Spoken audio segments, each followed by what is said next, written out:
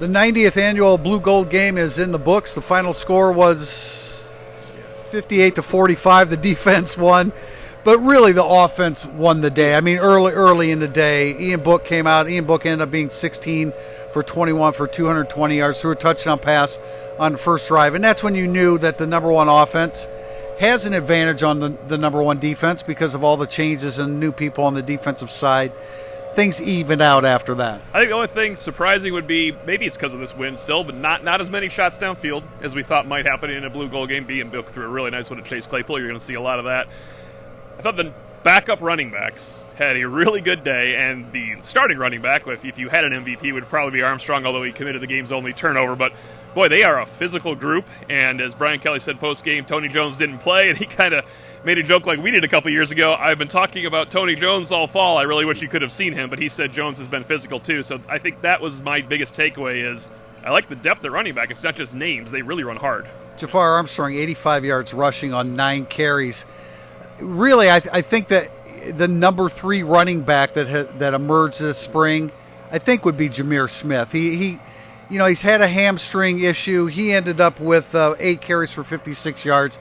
He's a power back. The great thing about Armstrong is he's a power back, but he's a speed back. Now, he's not quite Dexter Williams' speed back, but he's also a guy that can catch the football. So, I mean, I think they've got some good things going on back there. Yeah, he looks for contact. Jafar Armstrong and Jameer Smith really looks for contact. I think, Kyron Williams had a good-looking day with those. He had made a lot of guys miss. But you and I kind of mentioned, Jameer Smith looks like he translates to actual games the way he's out there. Either way, they're looking good at that position. And all spring, we talked about the depth at wide receiver, but it certainly is those 3, with Michael Young helping Fink and Claypool. And I asked Ian Book, he simply said, I am very comfortable throwing to Michael Young, and I didn't really even ask about Michael Young. So that was, obviously he's really grown with him. I think we come out of the Blue Gold game every year wondering, is their pass protection good enough? Because it's touch sacks.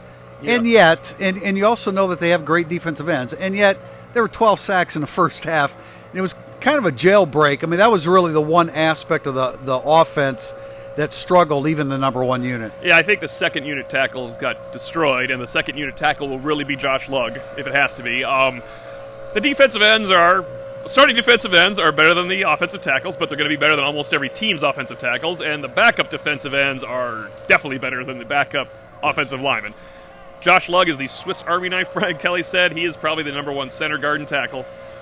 Then he started to talk about centers, and including walk-on Colin Grunhard, which means he is searching for something else besides the Rulin, Grunhard solidness and Josh Lugg to kind of help that second unit going forward. Tough day for Phil Jerkovic, not only on the field that we're standing on, but in the interview room. It really got to the point where everybody was asking, the negatives, right, and dealing with the release, and he didn't have a great day. He was 15 for 26, 135 yards. He was sacked a bunch, of course, no contact, but he was under duress. Brian Kelly talked about him just let the ball go, especially in a setting like this where they're going to call a sack if a defender's anywhere in the vicinity.